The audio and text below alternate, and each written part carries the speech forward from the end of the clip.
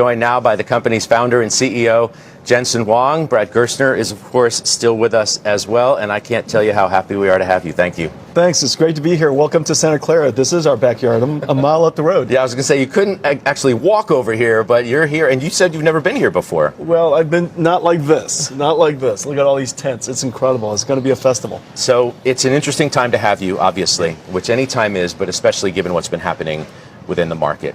Today looks a lot different than the last couple of days have. The market obviously concerned with what's happening on the spending side of the hyperscalers and this big build out in AI. What's your take from that, the way the market continues to react to this?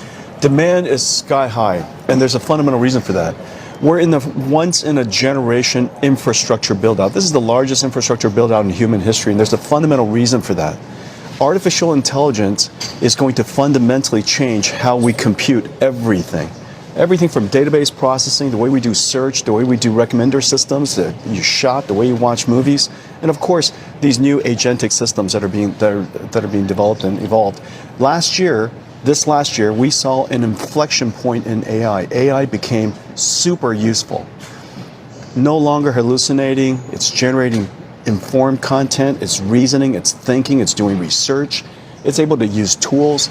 All of a sudden, AI over the last couple of years went from being curious to super useful. The inflection point also came with it, profitable tokens. Anthropic is making great money. OpenAI is making great money.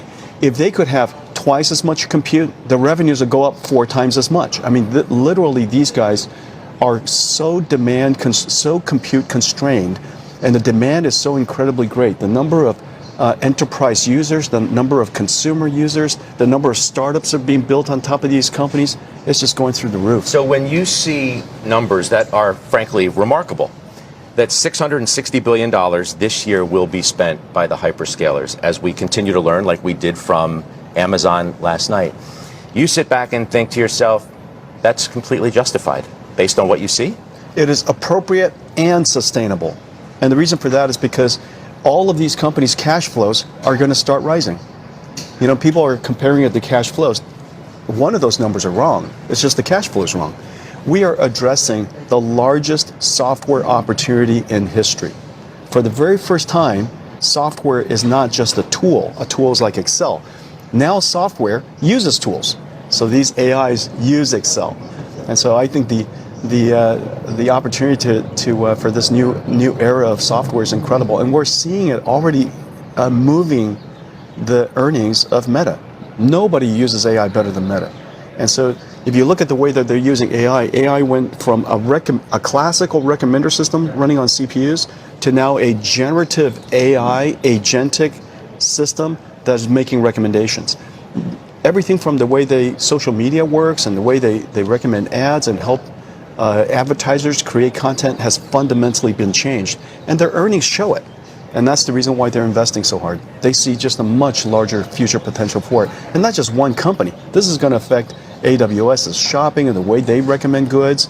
This is going to affect how Microsoft's enterprise software works. Every single company sees the same inflection point, and that's why everybody's leaning in so hard. I feel like that's the point that it's an interesting point. It sort of turns the way you need to think about these businesses on its head. That if you're just fixated on the spending side, as you were talking earlier about, they're spending such a huge portion of their free cash flow, you're kind of missing the story. The market needs to get its arms around that. Do you as well as an investor? Yes. If you turn the clock back, Scott, to 2008, 2009, right, Amazon could have taken their profits and sent them back to us by way of dividends. Instead, Jeff Bezos said, I'm going to invest in this thing called AWS. Think of it as digging a gold mine. You have to spend a lot of money to dig the gold mine before you get the gold out. These guys are digging the biggest gold mine in the history of software, right? But it costs something up front. Now the question is, do you believe Andy Jassy and Mark Zuckerberg and Sundar and Jensen that this opportunity is that big, or do you have a special insight that causes you to understand there's no gold in the bottom of the gold mine? As an investor, I'll just tell you this.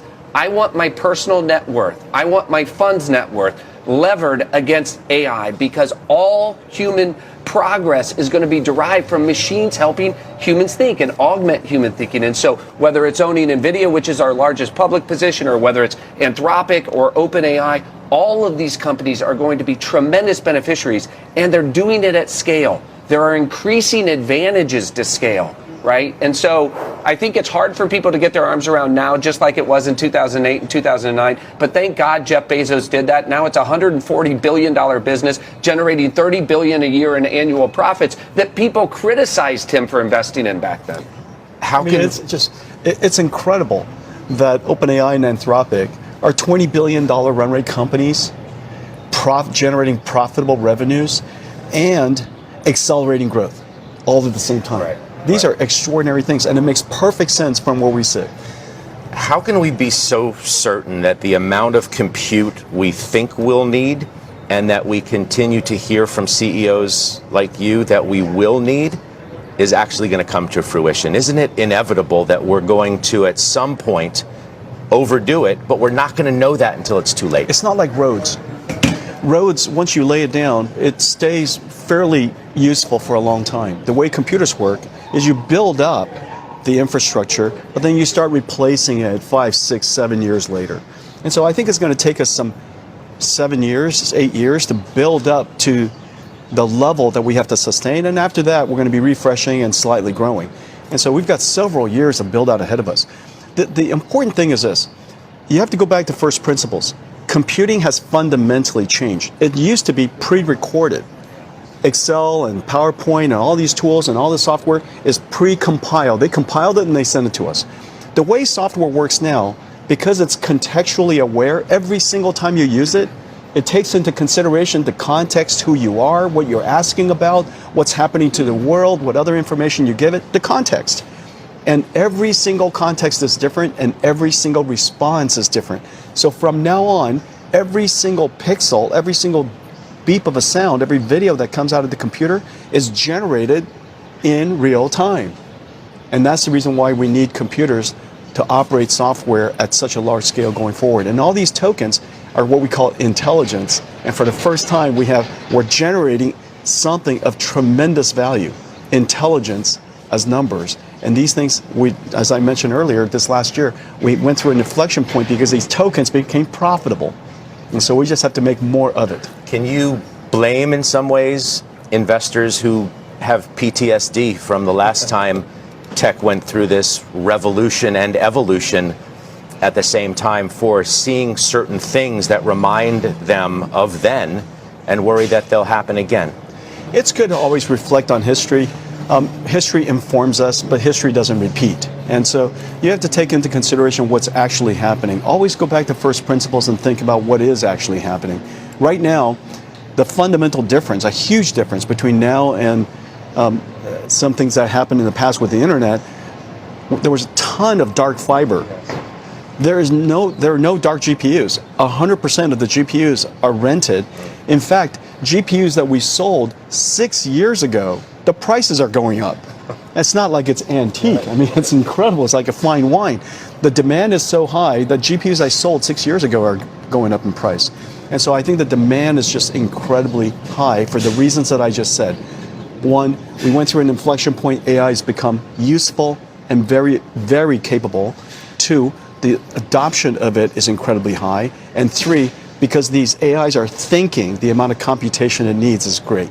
And so to the extent that people continue to pay for the AI and the AI companies are able to generate a profit from that, they're going to keep on doubling. You get asked about the bubble question all the time, but to Jensen's point, back then, you're wrapping fiber around the earth 5 times and you realize, well, that was a little too much. Yeah. How are you thinking about that question relative to how he answered it? It turns out that fiber had 7% utilization.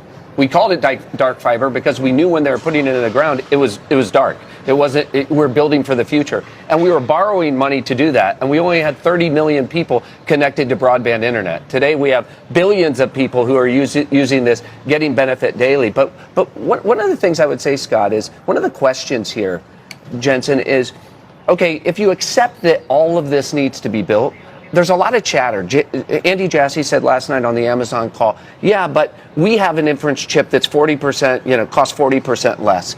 There's a lot of talk about all these other chips. So how are you confident that NVIDIA is going to continue to maintain your share, right, the leadership position in terms of all of this build out as you look forward? Nobody develops the technology more advanced than ours at a pace higher than ours and at a scale as large as ours. We have the largest supply chain of any computing company in history. We have a giant supply chain. And so our technology is the best. Now that translates to the lowest cost tokens, because when your performance is 10 times, your cost is 30% higher, right, then your token cost is maybe 1/5. And so that advantage is the reason why people adopt our technology. Our demand, NVIDIA's demand in AWS is incredibly high. And so we're just super excited about the build out that we're doing with them. We're gonna have a very significant build out this year and the next couple of years. AWS is doing great. They're a great partner of ours. Consumption of NVIDIA through AWS is gigantic. Brad raises a really interesting question. As these relationships are so unique in that these companies that are spending all of this money, they are customers of yours and they're competitors of yours. And they continue to make it clear that they want to be bigger competitors of yours. Andy Jassy and Brad was alluding to what he said on the call, quote, customers are starving for better price performance, and typically and understandably, the dominant early leaders aren't in a hurry to make that happen. They have other priorities. I mean, Alphabet's making its own chips too. These companies love you, they need you, but they're coming after you too. It's okay. None of that bothers me. We're the only company in the world that takes our roadmap and all of our secrets, and we share it to our customers who are also building their own chips internally. That's how much confidence we have. The reason for that is because NVIDIA is the only platform, and software likes platforms. Software are built on platforms. If it's built on NVIDIA, it runs best on NVIDIA. There are tens of thousands of startups around the world, developers all over the world who build on NVIDIA, and so by definition, it runs best on NVIDIA. We're the only architecture that's in every cloud. We're in AWS, we're in Azure, we're in OCI, we're in GCP, we're everywhere. We're exposed to AI that is well beyond just the things that we're talking about here. Look at the stuff that we're doing in digital biology and life sciences, our big partnership with Lilly. They're building an AI supercomputer. The physical AI, we're the only company really addressing all of the world's autonomous vehicles and all the robotic systems and all the physical sciences. The world of AI goes well beyond language. It represents, probably 60% of the world's AI activity. The rest of the other 40%, that's practically all NVIDIA. And so our exposure to AI is broad. We're on every single platform. We're in the cloud. We're on the ground. We're in autonomous vehicles. I mean, we're just simply everywhere. And the key is we have so many developers. When it's built on NVIDIA, it runs best on NVIDIA. Who do you consider to be your biggest competitor? Well, the thing that we worry about most is just making sure that AI is effective. It has to work. The technology has great promise, some enormous breakthroughs. ChatGPT was a breakthrough. OpenAI's 0.1 was a breakthrough this last year, just recently. Claude Code is an inflection. And then now ChatGPT 5.3 Codex, another inflection. We want to make sure that AI continues to be incredibly effective. We want to make sure that protein AIs, chemical AIs, physical AIs, robotics AIs, self-driving car AIs, open model AIs, all of these different AI industries have to flourish because the world is gigantic. Remember, AI is not a technology only. It's a 5-layer cake. It's energy, it's chips, it's infrastructure, it's models, and ultimately it's applications. We need to make sure that all of the world's applications are revolutionized because of AI. When that happens, the demand will continue to grow and we would be successful in helping the world reinvent computing for the first time. And so our focus, you see my focus, all the investments that we make, all the partnership that we make, it goes across all 5 layers of the cake. It goes across all of the different domains of applications because, it's gonna take the whole planet to change the computing infrastructure for the world. Okay, speaking of that, the whole planet, Are the Chinese competitors? They're customers. They want to be customers. You'd like them to be bigger customers than they are now. Aren't they competitors of ours? No doubt. I think the way to think about that is that we got competitors. The United States has competitors all over the world. And if you break down AI and think about AI as a 5-layer cake, the U.S. has to win at every single layer. We have to win at the energy layer. This is an area that, quite frankly, we've got a lot of work to do, and we're going to have to work hard to make sure that we win the energy layer.